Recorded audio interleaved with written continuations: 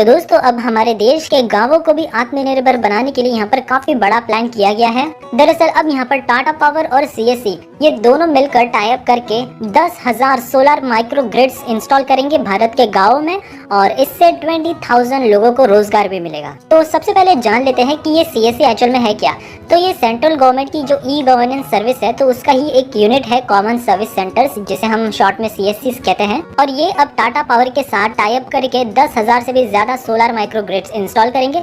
साथ ही में कई सारे वाटर पंप्स भी ये लोग बनाएंगे। अब ये जो सीएससी की संख्या है तो वो भी काफी ज्यादा मैसिव है, लगभग 3.75 लाख सीएससी एक साथ मिलकर आए हैं और ये भारत के सभी किसानों तक सोलर वाटर पंप्स पहुंचाने की कोशिश करेंगे। इसके साथ ही चाहे रेसिडेंशियल या फिर कमर्शियल एरिया हो, इन सभी इलाकों में माइक्रो ग्रिड्स भी कंस्ट्रक्ट करेंगे।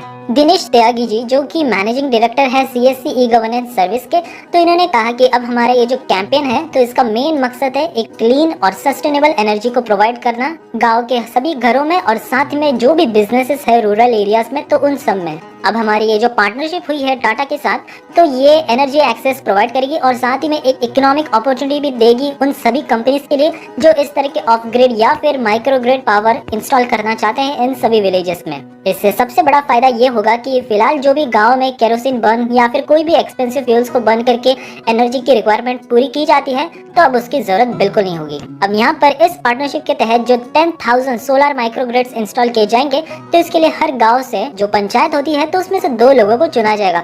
एंड दिस इज हाउ उन्होंने कैलकुलेट किया है कि इससे लगभग 20,000 जॉब अपॉर्चुनिटीज निकल के आएगी फॉर रूरल यूथ्स। अब यहाँ पर टाटा पावर का काम ये होगा कि वो गाँव तक जाएंगे और साथ ही में अपनी टेक्नोलॉजी के तहत क्लीन एनर्जी सॉल्यूशंस प्रोवाइड करेंगे और यहाँ पर फर्म ये भी सुनिश्चित करेगा कि जो भी इनकी रिक्वायरमेंट है यानी कि 24 आवर्स इलेक्ट्रिसिटी सप्लाई तो वो पूरी की जा सके इन विलेजेस। वैसे आपको एक जानकर खुशी होगी कि ऑलरेडी इस प्रोजेक्ट पर काम शुरू हो चुका है। भारत के 5 विलेजेस में इस तरह के माइक्रो ग्रिड्स को ऑलरेडी इंस्टॉल कर दिया गया है एज अ पायलट प्रोजेक्ट और ये सब विलेजेस है उत्तर प्रदेश के लखीमपुरा इलाके के।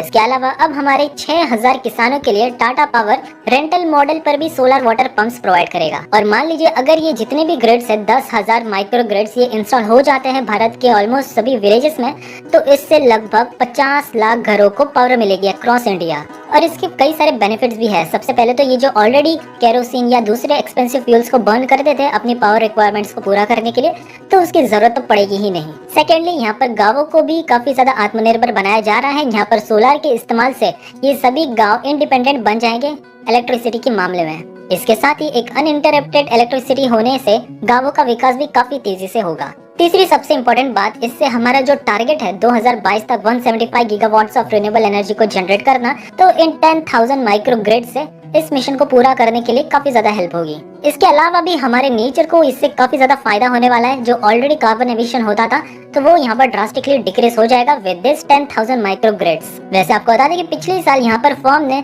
सक्सेसफुली कमीशन किया था 100 सोलर माइक्रो ग्रिड प्रोजेक्ट को in remote areas as well as जो भी छोटे छोटे विलेजेस है ऑफ उत्तर प्रदेश इन रतनपुर, तो इन्हें काफी सक्सेसफुली ऑपरेट भी किया गया। अब डेफिनेटली ये काफी बड़ा प्रोजेक्ट होने वाला है और इसके लिए यहाँ पर विलेज लेवल एंटरप्रेन्योर्स जिसे हम शॉर्ट में वीएलई भी कहते हैं तो ये भी इस कार्य में असिस्ट करेंगे। इस कार्य को पूरा करने के लिए सबसे पहले तो इन वीएलईस को ट्रेन किया जाएगा for domestic and commercial installations and then उसके बाद ये इस प्रोजेक्ट को स्केल अप करने के लिए काम करेंगे। तो ये काफी अच्छा मॉडल है। इस तरह से हम हमारे देश में स्मार्ट विलेजेस बना सकते हैं और एक बेहतरीन ग्रिड कनेक्टिविटी के तहत इन सभी विलेजेस को आत्मनिर्भर बनाया जा सकता है। तो स्मार्ट विलेजेस बनाने के लिए ये एक शुरुआत तो हो चुकी है लेकिन इतना काफी नहीं है। इसके अलावा भी और कई तरह के इनोवेटिव स्टेप्स को लिया जाना चाहिए।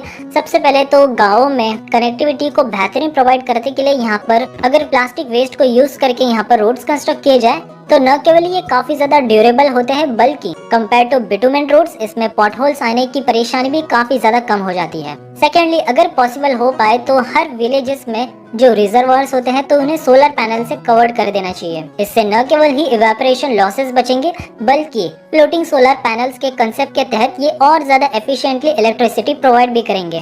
थर्डली जितना ज्यादा हो सके उतना ज्यादा ड्रिप इरिगेशन पर भी फोकस किया जाना चाहिए। इससे न केवल ही वाटर की बचत होगी बल्कि जो वीड्स ग्रोथ हो जाता है तो उसकी भी ग्रोथ काफी हद तक रेस्ट्रिक्ट हो जाती है इस तरह के सिस्टम से। फोर्थली यहाँ पर वर्टिकल फार्मिंग और ग्रीन हाउस सिस्टम जैसे कुछ कंसेप्ट को भी लाने चाहिए, और साथ ही में जो भी विलेजेस के स्कूल्स होते हैं तो उन्हें स्मार्ट क्लासरूम्स में कन्वर्ट करके इस तरह के टेक्नोलॉजीज के बारे में सिखाना चाहिए। सो अगर ये सभी स्टेप्स को फॉलो किए जाए तो एटलीस्ट हम कुछ कदम एक आइडियल विलेज, एक स्मार्ट विलेज की तरफ रख पाएंगे। वैसे आपकी क्या राय है इसके बारे में, हमें जरूर से कमेंट करके बताइएगा।